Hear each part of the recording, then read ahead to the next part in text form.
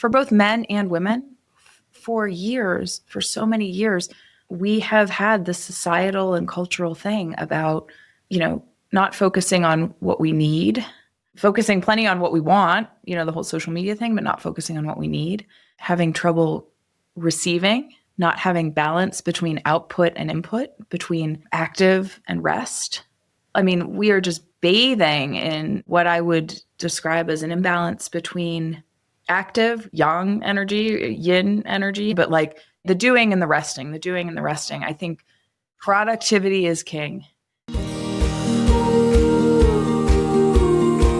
Do you think money takes up more life space than it should?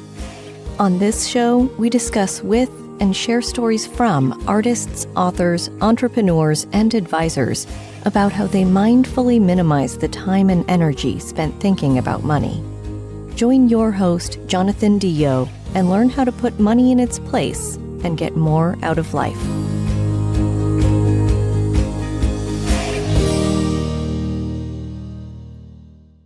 Hey, welcome back. On this episode of the Mindful Money podcast, I'm chatting with Diana Richey. Richey. Oh, I should have asked. My bad.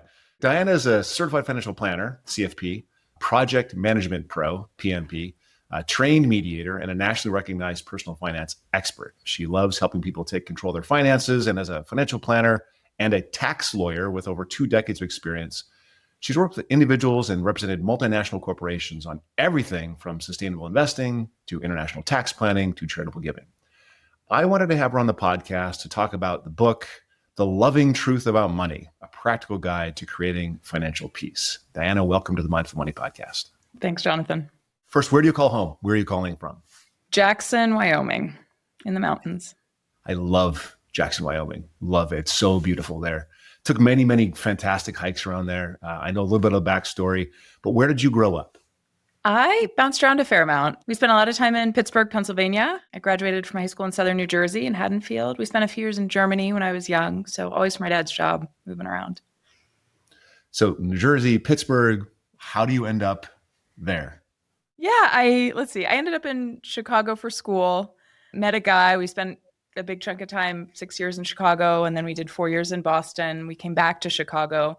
And then in 2018, starting in 2017, really, it all just fell apart. I kind of couldn't do any of it at all anymore. And over the course of the next several years, I got a divorce, I got a dog, I moved west, I quit my corporate tax law job. It was a proper life crisis. Yeah, proper life crisis.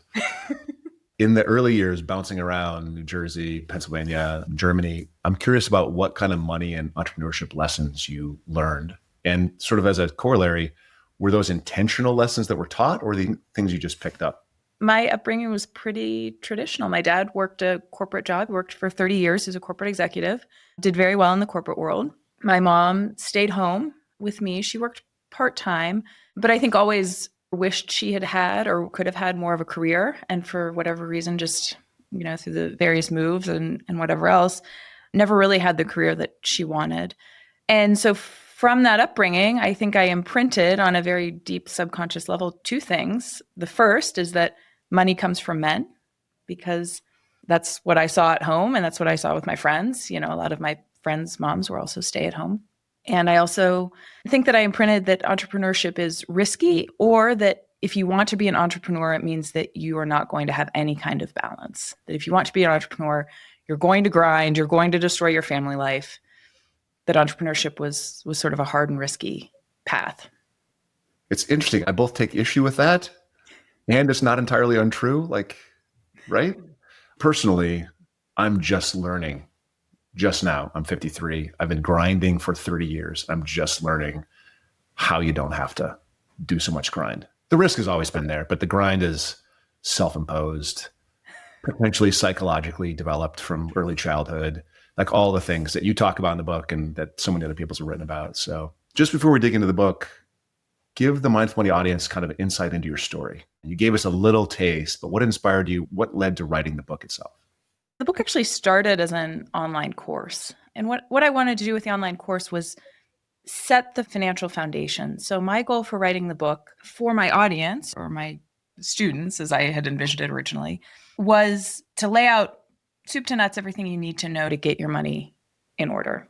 I was writing that for my audience. I was also very much writing that for myself. I had quit my corporate tax law job and I wanted to put all of my thinking in one place. You mentioned some of the bouncing around and the source of money being men and some of these other things, but what actually said triggered, you know what, I should turn this into a book, or maybe before that, what I should turn this into a course? Yeah. So when I graduated from college, I always knew that I wanted to work in personal finance because I always had this intuition that it was this really interesting and wonderful intersection between psychology and numbers.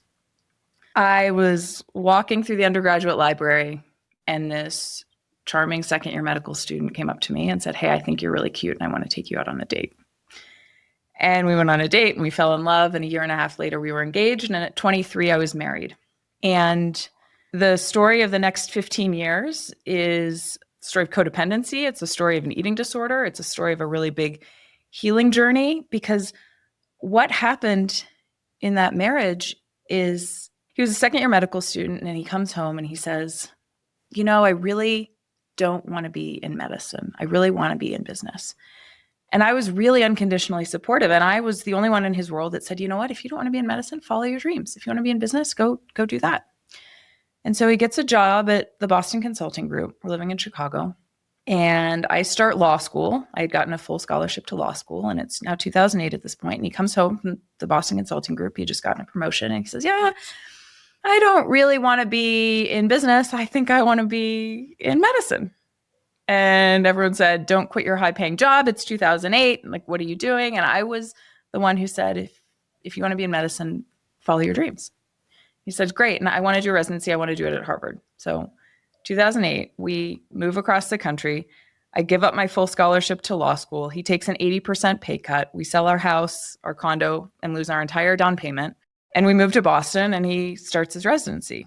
And 2 years into a 4-year residency, he comes home and he says, "You know where this is going. I really don't want to be in medicine. I really want to start this business." And so he, with 2 friends from the Boston Consulting Group, starts this business from nothing. And you talk about risky, right? This is a healthcare company that he started. He worked probably 100 hours a week, finishing his residency, then flying in the middle of the night back to Chicago to work in the business, and so on and so forth. He built this thing from scratch. And I was sort of the unconditionally supportive spouse, not only because I, try to think of myself as a good person and a loving person and have a good heart, all that, blah, blah, blah, but also because I was wildly codependent, because I had this narrative of money comes from men. I felt very dependent on this guy emotionally, so forth, so on. And fast forward to this kind of 2008 timeframe where I just had this meltdown. I was looking at my life.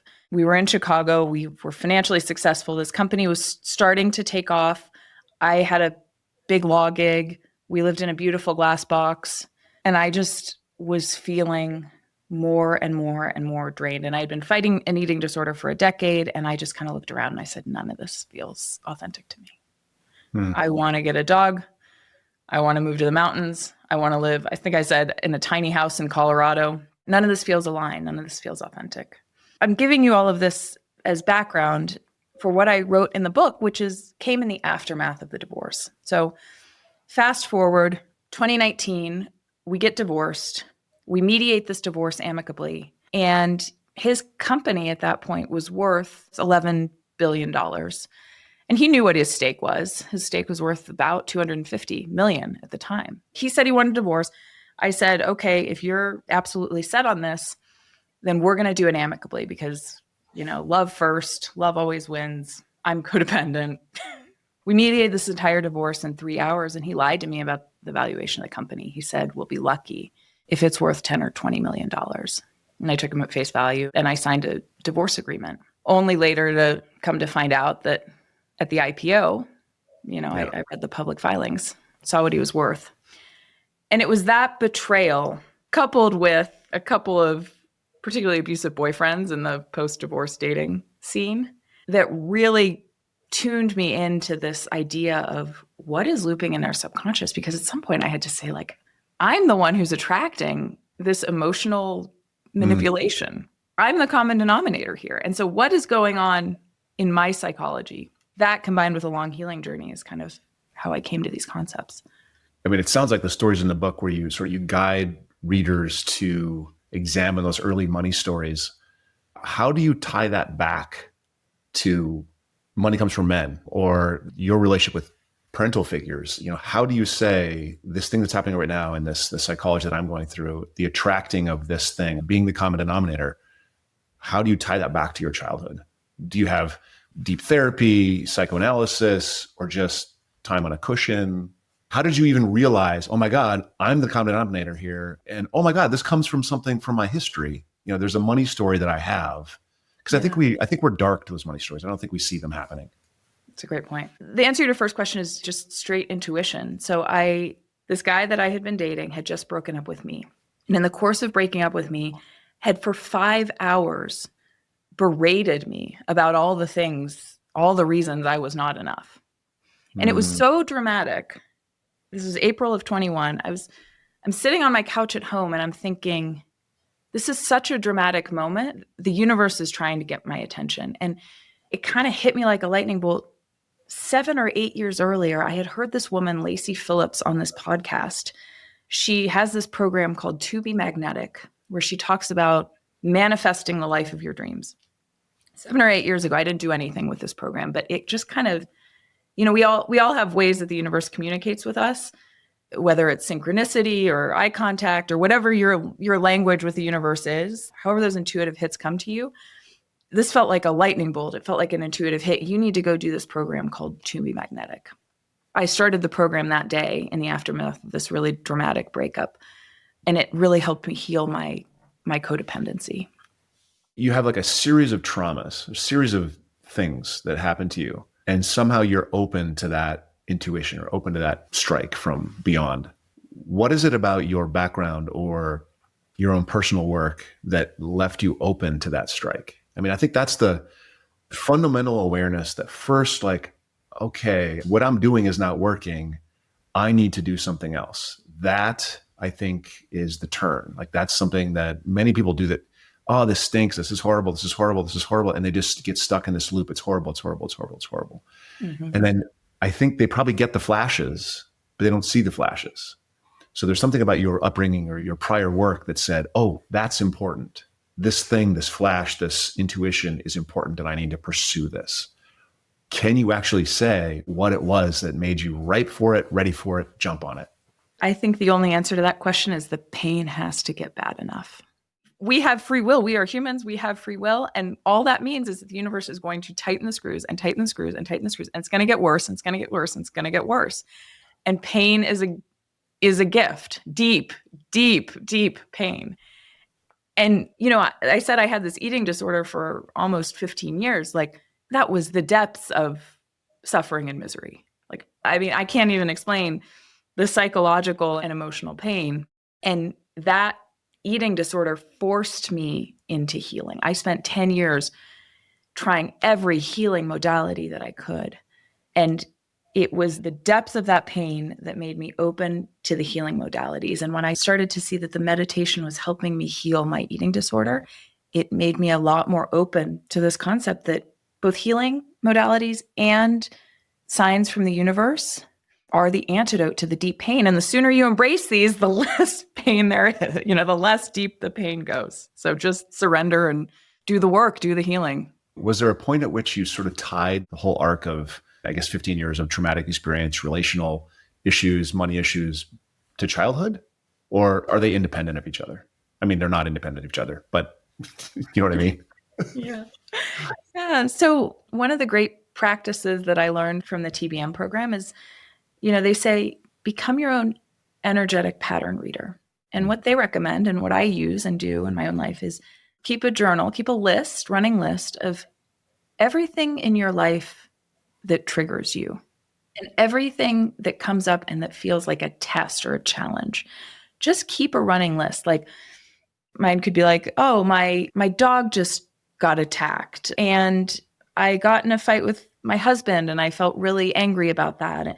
And these seemingly unrelated things, keep this running list of triggers. And then every once in a while, every couple weeks, look at it and almost like a 3D, one of those magic 3D eye pictures, you can see a theme or two themes coming out of those triggers that point directly at your core wound, like, I'm not enough. I can't support myself. I can't trust that my needs will be met. Whatever that core wound is, it comes from what's triggering you in your own life. You actually talk a lot about money as a reflection of self-worth. How did you come to see the link between financial behavior and emotional healing?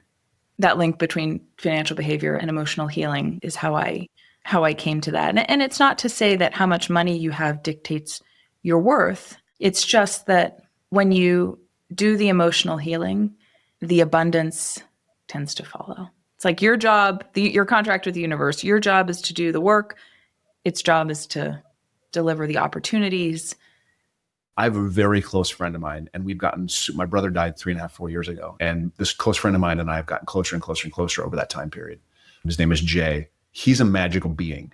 He levitates, he floats, he has one foot in the afterworld and one foot in this world. And he acts and behaves this way. And it A, drives me batty, and B, amazes me at turns where he sees stuff that I'm like, how on earth do you see that? Like, I don't even get the connectivity he has with some things. But he has to pay rent, and it's very difficult for him. So he can't connect those things. Whereas my way, there's a goal, you do this, and you discipline and you grind and you make it happen. Works. Seems to work. Leaves me spinning, leaves me unfulfilled, all kinds of other issues for sure. But I think maybe I have activated the world the way it is set up within the rules. Does that make sense? In the US, in the Western world, I've operated within the rules of the Western world. He, and I think to some extent you, operate outside those rules a little bit with the program and the intuition and the feel. And I'm leaning that way. I don't know how to get there. And I think most people that I talk to are coming from, okay, you set a goal, you go to college, you get a degree, the degree leads to a thing, and you get a job, and then maybe you get a better job, you talk to your boss, you get a raise, you get that. We sort of build our lives on this. What is the question in here? I don't even know. I'm trying to balance these two things. I'm leaning more in that way, but I still can't really see it. What is the bridge? You took the leap. Was it purely the trauma that led you to the ability to take the leap? Was it awareness? I meditate every day. I've done it for 30 years. Like, I do this a lot. I don't really see that jump. I don't really see the intuition piece. Maybe it's just, automatic within me or something. But I'm wondering how readers that are interested, hey, you're right. I'm suffering. This is awful. I want to go there. How do I get there? How do I make that first step? What I'd say is, let's start with the bridge between those two things, right? Call it the material and the spiritual, the soft. The bridge between those two things is just sit down and ask yourself, like, what do you want in life? What are you manifesting? If you could snap your fingers and have your dream life tomorrow, what do you want in life? Because what I'd say is, like, I do the inner work and the unblocking and the surrendering, because I have found in my life, the more I do the inner work and the unblocking and the surrendering, the more I get what I want in life. I started meditating, and I got myself a house in the mountains, right? I got out of Chicago and I moved west, and I kept meditating. My husband comes home to me and says he wants a divorce. And at the time it seemed like the worst thing in the world. But now, like, it was not the right relationship, and it's good. I hope for both of us that it disintegrated, right? And then I did this TBM program, and I unblocked my codependency starting April 2021, and November 2021, I met the man of my dreams after a string of beating my head against the wall in the dating world, right? And then, like, I did a psychedelic assisted therapy, which requires the most surrender that I've ever been called to. And it came through that there's this child that wants to come through. And now I have an 18-month-old son who is the most precious angel. And I didn't even know that I, on a soul level, needed or wanted to have a child in this life. Yeah. You do the inner work and the surrender because it gets you the life you want. I'm wondering, and this is beautiful because I've never had this conversation with somebody else. So I do the inner work. I have therapy. I meditate. I've done some of the journey work with Jay, with others. And as near as I can tell, that hasn't led to outcomes. Obviously, it leads to outcomes, right? Obviously, there's something that comes out of it. I have incredible insights. I learn about myself. I learn about the world, the integration, how we're all one, all that kind of stuff, those kinds of experiences. But in my life operation, in getting from point A to point B, I need the money to put my kids in college. I need to set things aside so I have money for retirement. That has always been and continues to be, I have a goal. I go to work and I grind and I make this stuff happen. Jay says, Jonathan, it blows me away, sort of your operational efficiency. And I just sit down, head down, go to work, make it happen. And I love what I do. It's not, I don't feel like it's a grind. I love what I do. So I'm wondering, is it there's two kinds of people in the world? Is it that both ways are true and that maybe some people benefit from one way more than the other way? Is it that we all need both ways? Have you found a way to integrate the two? Is there a third way that I'm missing? I'm just, the goal of the podcast, the goal of Mindful Money is to help people, rebuild a better relationship with money, especially people that don't have access or who are worried about their next step and who don't have access to advisors and these kinds of things. Because that's 98% of us. There's so many people out there that need the support and help. Yeah. They have a difficult time making that first step, recognizing what they need to do. And I think that there's these two schools. There's the intuitive school, tapping. There's so many different modalities out there to help people intuitively get there, to attract things into their lives, mindset stuff. And there's another school that's like, okay, set a goal, do the thing, think about Tony Robbins or, motivational speaker kind of stuff, right? Are they separate? Do you think? How do we help people here? They should read your book. I know, but do they? No, they, how do we help people? There are three more parts to this, right? So there's the unblocking, sitting on the cushion, doing the meditations. The second piece of this, which I don't think I really talk about in the book, is seeing to believe that it's possible. Finding people who are living your dream life. For example, for me, I was this girl living in Chicago and I was buying these personal care products that I still love, essential oil-based personal care products from Living Libations, this woman in Canada who lives on this lake with her family making these, personal care products. And I was like, nature-based, family-based existence. Like, how do I get peace, relaxation? Like, so she was my muse. And when your brain sees to believe that something's possible, it helps you call it in. It helps bring it to you more quickly. So that's part two. Part three is passing tests. So when you start to take steps to call in your dream life, the universe is going to throw you curveballs, tests. So for me, I'm healing this codependency and I'm calling in the partner of my dreams. And that ex that chewed me out for 5 hours that helped get me into all this work started stalking me, like calling me. He called me every week. He sent me flowers. He showed up at my door unannounced one day. And that was a test. And so in order to pass that test, I had to say, I'm blocking your number. I'm not taking your calls. I'm not engaging with you. I'm throwing your flowers in the trash. Like, the universe has said to me, are you going to continue in the same patterns? And my actions had to tell the universe, no, I am breaking these patterns. If I had taken his phone calls, I would have failed that test. Like, you have to take the action to cut out what is no longer serving you, whether it's, that addiction that you have, or the shopping habit that's unaligned, or the relationship that's not aligned, or there's the phrase, like, when you find yourself in a hole, stop digging. Like, that's the first tip, right? So the other thing that I think we see more and more is, and this is the social media piece, that you probably have somehow escaped that. I don't know. You're in the mountains in a house, which is sort of a dream. How can readers of the book or people watching the podcast distinguish between developing a genuine self-worth and sort of this performative abundance? We all see someone else having this, and they have this, and they have this, and they have this, and I want, and I want, and I want, and I want. But that is actually performative. Like, that's the stuff that we see isn't real. People rent cars to show in their videos on TikTok or whatever, right? It's horrible. And that makes us all feel like less. But how do we know what's genuine? How do we make sure we're following a genuine path, not reaching for something that's not really our heart?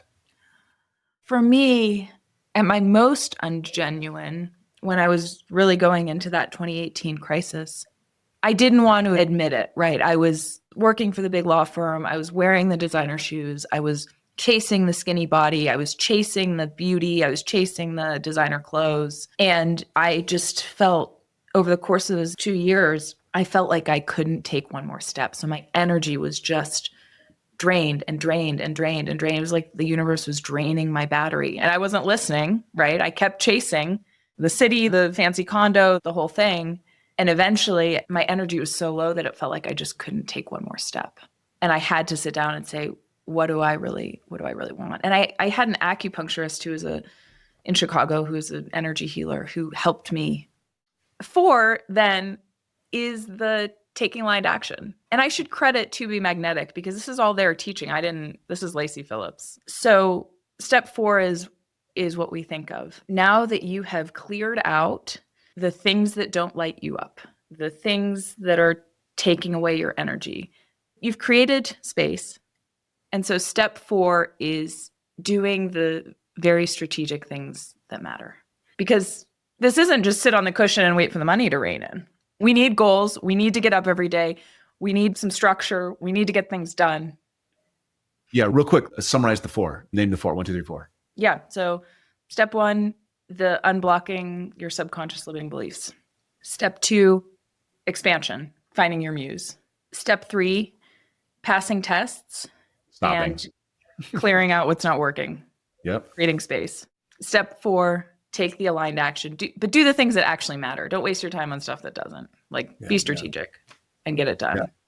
I think you talk about money as flow, like water or breath, or right. How does this reshape like how we interact with money? This whole process that we're talking about. These 4 steps help us zoom out a little bit because when we think of money as its own discipline, or we think of personal finance as a silo, it feels very like, how can we get it? How can we manage it? How can we budget? And I don't even know what to do. And when we think of manifesting the life of our dreams, you're going to need money, right? You're going to need money, in some cases, a lot of money to manifest the life of your dreams. But it becomes a more like, I want time, I want peace, I want space, I want clean air. It becomes a bigger picture that feels a little bit softer, and it helps take some of the charge out of like, I have to get money now. It's what I have to. So I want to shift gears a little bit. Talk about caregiving and boundaries. I know that you mentioned things like setting loving boundaries is like critical to financial peace. How do you suggest someone begins there? How do you say no without feeling bad about it? In some ways, I follow the 4-step process that I just outlined. The first step in setting boundaries is doing the work to believe that you're worthy of having your needs met, And I couldn't set boundaries for a very long time because I had trouble believing that I had needs and that they were worthy of being met. So yeah, before you try to set the boundary, whether it's a verbal boundary or even an energetic boundary, or doing the work to A, identify what you need, and then B, say, these are my needs. I'm confident in that. And my needs are worthy of being met. Reasonable.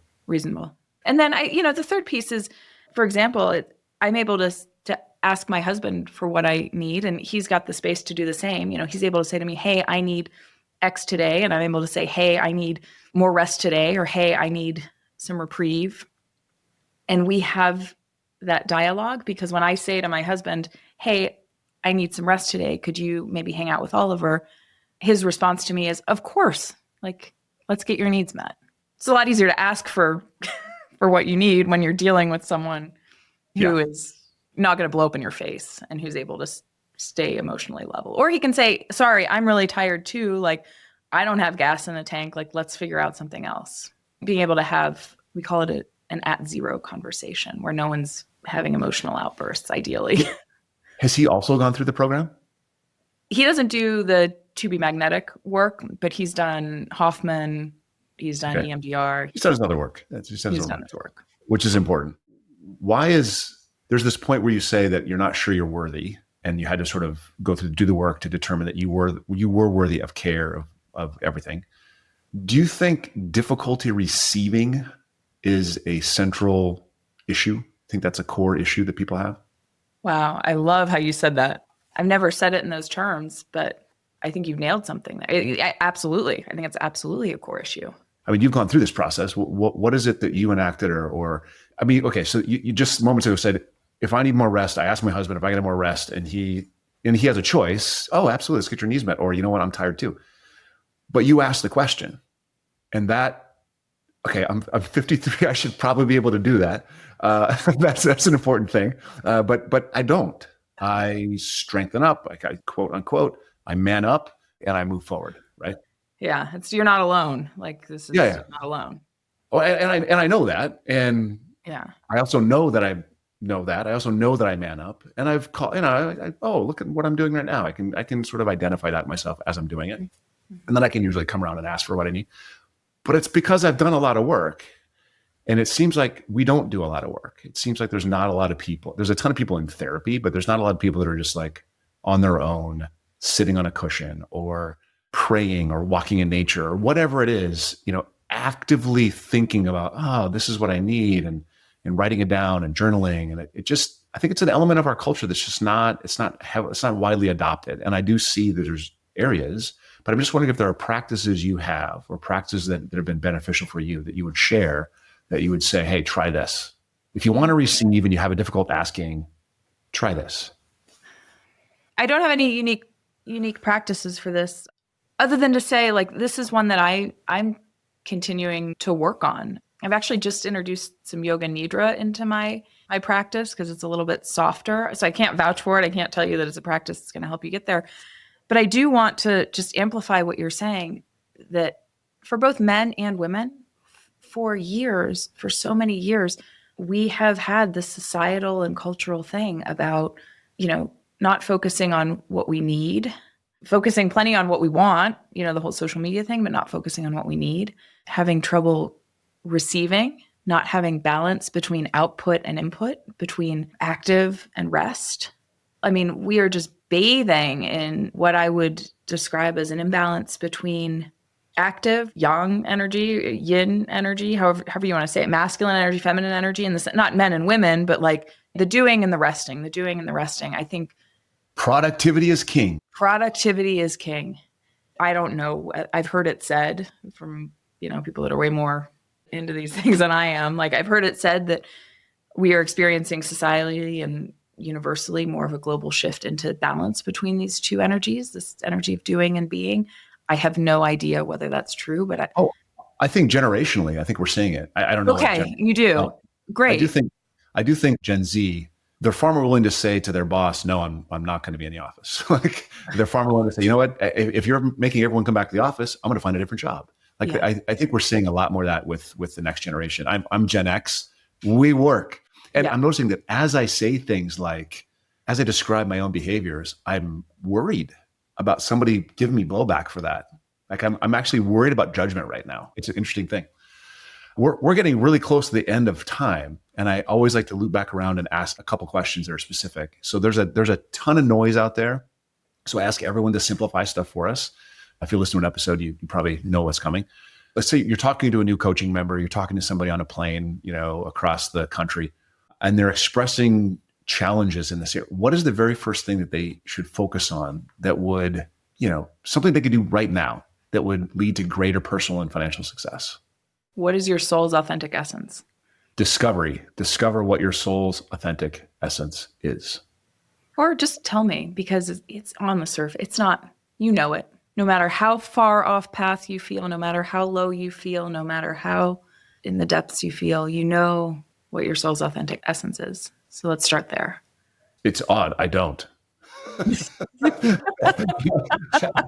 And for a moment, I was like, wait, she's saying that that's something for the audience members to think about. And I'm thinking about it going, no, I don't know what that authentic essence is. I mean, I know what a lot of things are, but I don't think I could just name one thing, or I'm not sure I know what an authentic essence is.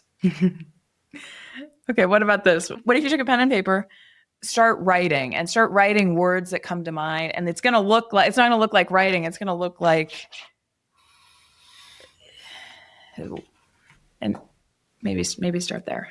Yeah. Yep. Okay. Now I know. I know the practice that I actually do that leads to that authentic essence. I know it is. Oh. I call it the 6 most. So that's what to do. What is one thing that they might already be doing or considering doing that they should not do? Something that culture says, hey, do this or do this, do this. And you're like, no. I like the phrase, if you don't have 20 minutes to meditate, you probably need to meditate for an hour. Yep. Okay. Perfect. That sounds like a to-do though, not a not to do. Yeah. And this is where, I struggle with this too, right? Some days I want to meditate for 6 hours, and I have to say, like, meditating for 6 hours is actually detrimental because it takes you away. It takes up space. It creates more stress. So we need that balance between resting and doing or working. So it's really about the balance, not just going all in on one or the other. Exactly. It is all about the balance. So just before we wrap up, I want to go back to personal. Is there anything that people don't know about you, or maybe you've said it and they don't remember, that you really want them to know? I don't have a lot of gifts, but one of the gifts that I've gotten is a really analytical mind. And I really am happiest analyzing financial statements, researching stocks, doing valuations, working on spreadsheets. I know that maybe didn't come through in all this woo-woo, but I really do love analyzing problems, financial stuff. That's financial stuff, right? But also from the right heart space. What's the last thing you changed your mind about? Yeah, I change my mind so often. And the one that I go most back and forth on is my exercise regime. I'm like, I should run, I should do HIIT, and my body's like, no, you should do Pilates and go for long walks. And my brain, maybe it's remnant of eating disorder, my brain oscillates between those like you wouldn't believe. And it's one of those things I'm working on because it's... No, resistance training. You should do resistance training. Yeah, well, yes, I should. That's like, I did this. I do the same thing. I oscillate, but I always come back to lifting heavy things. Lift heavy things, and then walk sometimes, but lift heavy things. Lift heavy things. Sometimes run, but lift heavy things. Thanks so much for coming on. This was a fantastic conversation. I think a lot of people are going to get a lot out of it, and I really appreciate your time. How do people connect with you? Where do they find you? My website, dianarichey.com. There's a tab called Work With Me. It's got my book, my podcast, and my investment research. Beautiful. And I would recommend people go there and check it out. And it'll all be in the show notes. So make it easy. I appreciate your time. Thanks, Jonathan. Appreciate you. Thanks for listening. Full show notes for each episode, which includes a summary, key takeaways, quotes, and any resources mentioned, are available at mindful.money. Be sure to follow and subscribe wherever you listen to your favorite podcasts.